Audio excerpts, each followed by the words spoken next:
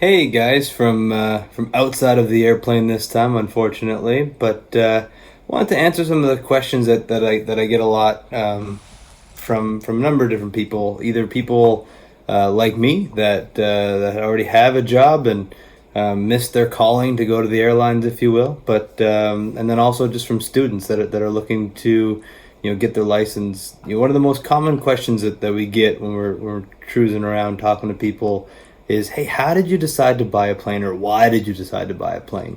And then quickly after that comes, well, what's it really like to own a plane? So, opinion of one, experience of one. We've bought and sold a few, just trying to figure out what's right for us. And I'm happy to share our experience. But just know that that's our experience, and these are the opinions that we've formed along the way. And happy to have any feedback and comments. Just leave it down below, and if I missed anything or say anything wrong, let me know. Or if you have any questions about what I can go into in more detail, by all means, leave that down below as well. And we're happy to have that feedback, and happy to address any questions that you might have. But so I think one of the first things that I had to kind of wrestle with, and the first thing that I would tell people that ask, hey, should I have my own plane? It's really the decision about buying or renting. I mean, most people know what they're going to do from a flying perspective. So really it comes down to, why are you looking to fly? And until you know why you want to get your pilot's license or why you want to buy a plane, until then, it's really hard to determine, in my mind, if you should buy or rent. So let me kind of walk you through what I mean. So for me, brand new, I was going to go do my discovery flight, or I guess I did do a discovery flight, and I made the decision that I was going to commit it and get my pilot's license, with the intent of not going to the airlines. I've missed my calling, like I said earlier, but with the intent of being the family pilot. So flying our family around. We're Canadian now, or we're Canadian, but we're living in Texas now. We'll always be Canadian. But we wanted to do trips. We wanted to explore Texas. We wanted to explore all around us. We wanted to, stay true to those Canadian roots and find some places to go snowboarding. And, Utah, Colorado are nearby. We love just traveling around. We've already done a few trips. We've bounced around Texas quite a bit. We've gone over to Florida.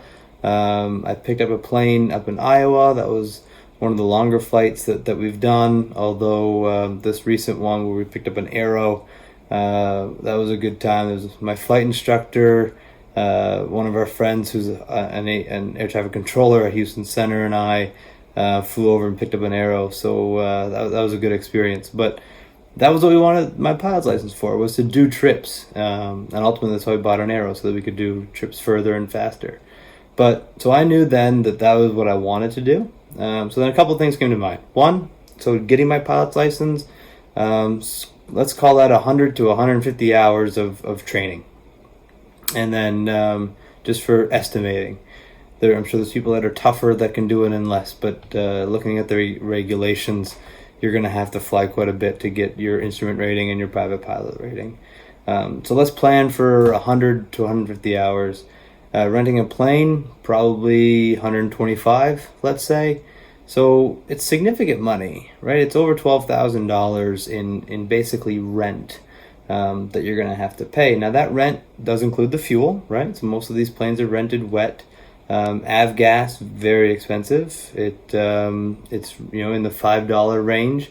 If you find the right kind of regional airport, you can get it down into the fours, but for budgeting and planning, let's just use $5, because it can even be higher if you want to be spoiled and fly into some of these bigger Bravos airports. So let's use $5 a gallon as kind of a baseline. But just for renting the plane, you're going to probably spend, to get your ratings, about $12,500 to $15,000 in renting the plane. And then if you actually want to fly, if you actually want to use it and go somewhere and do trips, and that really comes back to the, why are you looking to buy an airplane? For me, we wanted to do trips. I didn't want to have a minimum daily rate that I had to have the plane on reserve for. I wanted to fly for a weekend, fly for a week, do a trip. and have that flexibility. So for me, it really became quite clear if that was my goal, renting it really wasn't going to work for us. But the contrary to that, if your goal is to not do those types of trips, if your goal is maybe once or twice a year that you want to fly somewhere for a trip, but you just predominantly want to build time, get your ratings, get your commercial, and then maybe become a CFI, and then really crank up your hours, owning a plane might not be right for you. You know, the jokingly I'll say the least expensive part about buying a plane is actually paying for the plane. So, you know, what I mean by that is you know, you're shopping for a plane, and you know, you're going to say, okay, do I want a high wing or a low wing? And then you have this big debate, and then you realize just how cool the throttle body is on the Pipers, and then you're like, okay, well, I got to get a low wing. All right, maybe that's biased, but I chose Piper. So, all right, you pick your low wing because, you know, you like seeing the airport in the pattern, and you think the throttle body is just really cool. So you pick your Pipers, and then you start jumping in all the websites and controllers and barnstormers, and you're messaging people. But don't get me wrong, buying the plane was actually a really fun experience. You get to talk to a lot of really cool people. You see a lot of passion for that plane when you're buying it from a private seller. And there's a lot of really cool stories. So enjoy the process if you're going to shop for one. But do make up your mind. What is it you're going to look for, and kind of know what you want, know what you like to fly. Rent a bunch of times before. If you're going to choose to own a plane, go rent it first. Go rent it and 5 others that are different or that are like it, and just make sure that you really like it, and that you know what you're looking for, and you know what you're going to get into. So do that, enjoy it, and then kind of have a better idea of what it is that you're looking to train in or looking to buy. Again, it goes back to why are you buying the plane? Because buying a plane for trips and buying a plane for time building are 2 very different planes. You're going to be looking at fuel economy versus useful load. And that's just one example, but a very good example of some of the big differences. So for me, useful load was an important one. So that also skews to the benefit of the Pipers. So we ended up buying an Archer. It's the one in the picture, actually right in there behind me. 21489er. You'll hear it on the videos. The recent videos of me bringing the Aero back from Florida. You'll also hear me answering radio calls for 47 Charlie as 489er. So I'm gonna have to work on that. But that's the plane that we chose. And then I just wanted to give a little bit of perspective of what that's like once you own a plane. So easy things to get your mind around. Hey, you got to pay for insurance depending on your hours. That could be, you know, a few $100 a month. And as you get your ratings, you know, you can work on getting that rate down. But when you start out, it's going to be, you know, a couple to a few $100 a month for insurance. You got to have a place to hangar it. You got to have a place to kind of, you know, you park it. You probably don't want to leave it tied down depending on where you live, you know, weather. You know, you're going to get pretty attached to this thing, so you might not want to leave it outside, so you're going to want to get a hanger. That's a few $100 a month. And again, still, so far, easy to get your mind around, right? You got to have it insured. Makes sense. Got to have it in a hanger. Also makes sense. Easy. Got it. Good to go. So let's talk about the things that are not so obvious, right? So, you know, cold day, you jump out, you run to the airport, you jump in the plane, dead battery.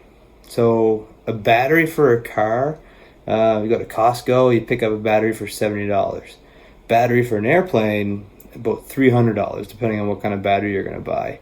And that, you know, you're kind of like, okay, well, you know, parts are more expensive, that's okay. And then you crank up that plane and you start to go, and again, cold morning, and you look at your attitude indicator, and, you know, it's not quite popping up the way that it usually does, and like, oh, you know, that might not be all right. So you start kind of looking at it, and, well, I'm going to get it checked. An attitude indicator, yeah, they're expensive. You know, $750 installed, call it $500 for the part, $250 to get it installed. They're expensive. Your gyro is the same thing, right? Your heading indicator, same idea. You know, $400 or $500 for the part, couple $100 to get it installed. You know, they're expensive, but as you go through your instrument ratings, I mean, these instruments, your life really depend on them, and it's not something that you're going to leave inoperative legally or just for your own safety. And no CFI is going to fly with you unless all of these parts are maintained. And getting a check ride, obviously you need to have everything in airworthiness condition. So got to make sure that's well maintained. Struts in an airplane, just filling up the struts. You walk out and you see one wing's kind of drooping down. Maybe you need to repair some struts. That can be a couple $100. I was flying back into my home airport. It was with a friend of mine, and he's actually the owner of the flight school, and we were doing practice approaches. It was late it was dark, it was night, and just doing the panel scan, see my amps drop to 0. So we said, hey, we either have a bad gauge or the alternator failed, and we gotta get on the ground. So we did. We told the ATC, hey, we might lose comms with you, but this is exactly what we're gonna do, and we're just gonna go direct back, and if we lose comms with you, let the tower know. And they were great. They worked with us. We got down. We kept our comms. It was fine. The battery, $300, just replaced it. So the battery kept us going there, but. Alternator, $1,200. So you got to buy the part, got to get it installed. $1,200 for an alternator. And I remember growing up working on cars. I had an old Chrysler car, and the alternator in that thing was about $80.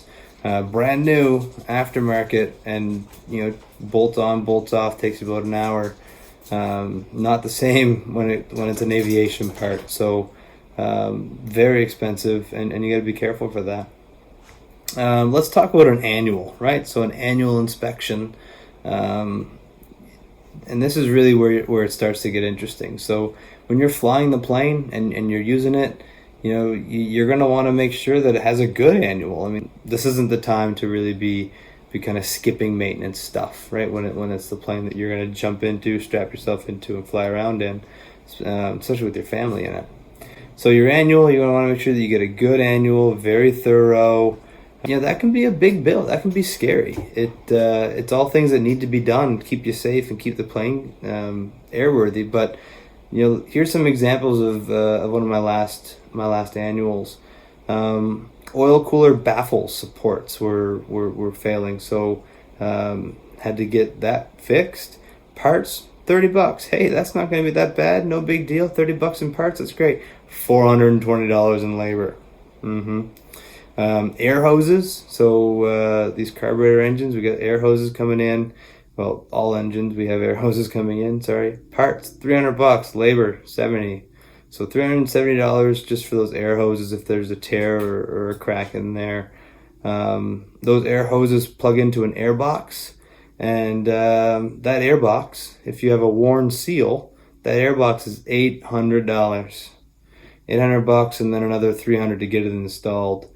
Then you're gonna have miscellaneous stuff, and again, I'm happy to go into this in more detail if anybody has any questions. But things like ELTs and tires and whatnot. I mean, tires can be a few $100, but you'll just have miscellaneous stuff, and that'll be $500 or so, at least on an annual. So your annuals can be very expensive. Two other points that I want to make, and then we'll chop this off. I want to talk about engines and TBOs and what that means. So when you're thinking about, when you start to shop, you'll see acronyms on the websites or the message boards for buying different planes. And there's an acronym since major overhaul, or since field overhaul. So let's talk about what those mean. So since major overhaul, these engines on the planes, the Pipers and the Cessnas typically have a 2,000 hour TBO. And that 2,000 hours is kind of the recommendation from the manufacturer to say, hey, after 2,000 hours, you should get the engine inspected, and you may need to be preparing yourself for an overhaul. The overhaul is you actually remove the engine and you send it back to a company that specializes in doing the overhauls, or send it right back to the manufacturer, and they really tear down the engine and build it all the way back up. And then the end result is great. You're left with a brand new engine. You break that in, and then off you go, and you're good for another 2,000 hours. But the downside is, and maybe this is the piece that the people often miss when they're debating about buying or renting, but that engine, that overhaul, it can be $25,000-$30,000 all in. So if you're excited about buying a plane at $50,000, you found a great deal. It's your Uncle Lou's neighbor's third kid that says, "Hey, I'm not going to fly anymore. I'll give you this great deal." But if the plane is 500 hours over overhaul, over TBO, then you may be getting a great deal that may come with a $30,000 bill, either at your next annual or, hopefully not, but maybe when you're flying, you start to notice something's wrong and you land safely, get it checked out, and say, "Hey, your engine's aged and it's well beyond TBO, and you got to get it checked out." Now, don't get me wrong. I don't believe that as an engine turns 2001 hours that you got to tear it off and send it out. But when you're thinking about buying a plane and you're planning on what that would look like, you have to have in your mind that that will be the reality, that that is going to be what happens, and that you need to have that money on hand and ready to go.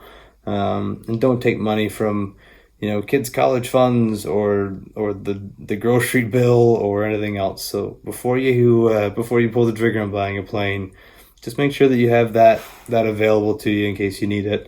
So you're not either grounding the plane and leaving it there, or you're not sacrificing something that you wouldn't naturally want to sacrifice in doing that overhaul, because they are quite expensive. Last thing I wanted to talk about around buying a plane is, so we talked about since major overhaul and since TBO being at 2,000 hours, and that's great, and keep an eye for it. Let's talk about total time. So airframe total time, that's just like it says, the total time that the plane has been in the air, or the total time that the plane has been running.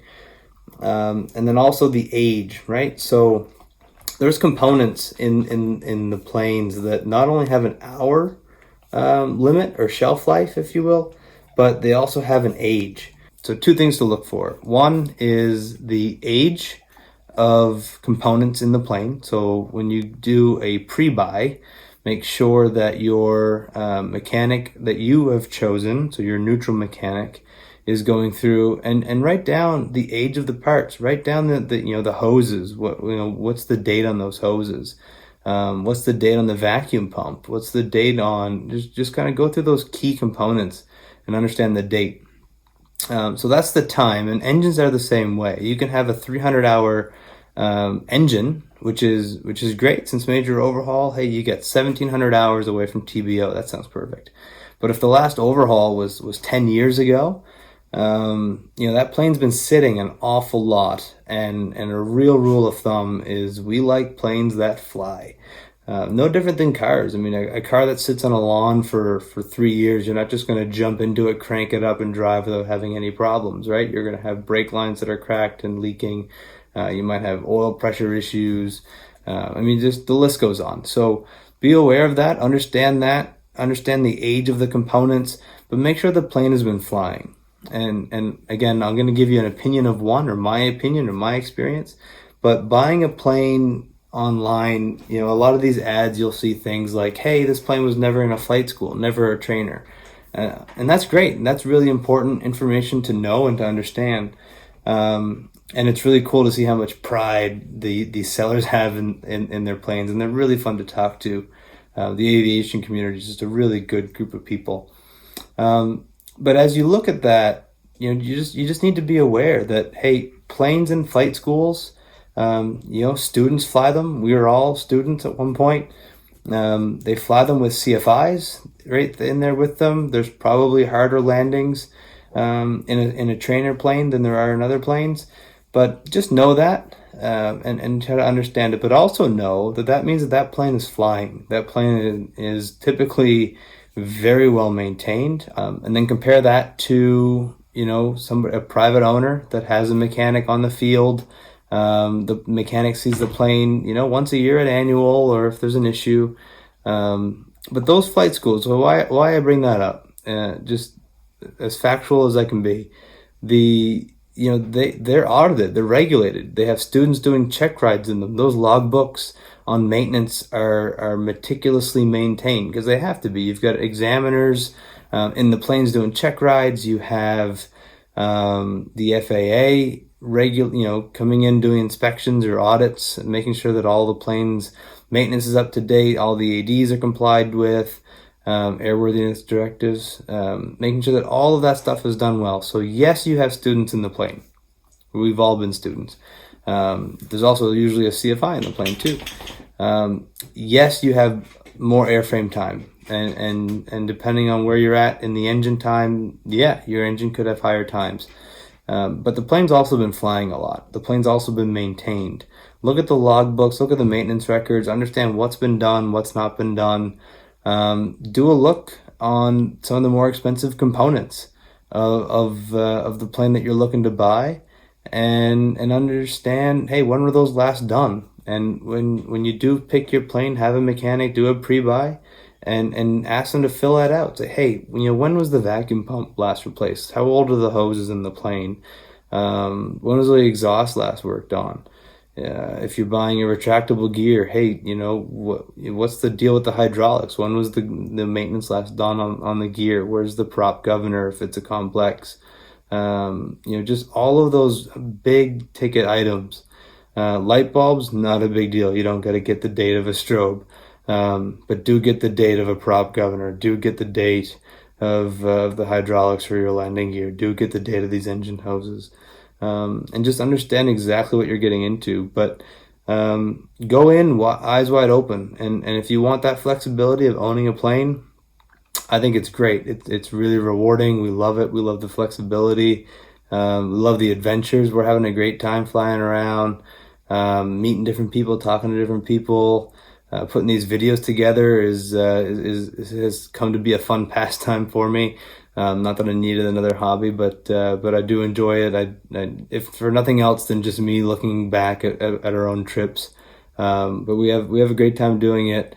The aviation community is amazing. Some of the just great people all around. Whether you're stopping at an FBO or you're going into some of the fly-ins, it's just really great community of people to be associated with, and a lot of passion around aviation, around flying, and just kind of sharing that with our friends and family and as many people as we can. So any questions for me? Do feel free to leave comments. Just wanted to give some perspective on some of the costs around maintenance, some of the costs around buying a plane, engine times, TBOs, things that we looked at when we were buying, things that we learned the hard way when we were buying. But overall, it's been great. We love every minute of it, and just being able to kind of share these experiences with our young kids and bounce around. They think that this is normal. They think that everybody just pops around in planes and goes, day trips to Six Flags and then flies back. So we think it's great. We love it. I love it. And every day just trying to be a better, safer pilot. All right. Thanks for watching, guys. If you like these videos, please do subscribe and give us a thumbs up so I can convince the wife that I should keep doing them, and she won't give me such a hard time. All right. Cheers.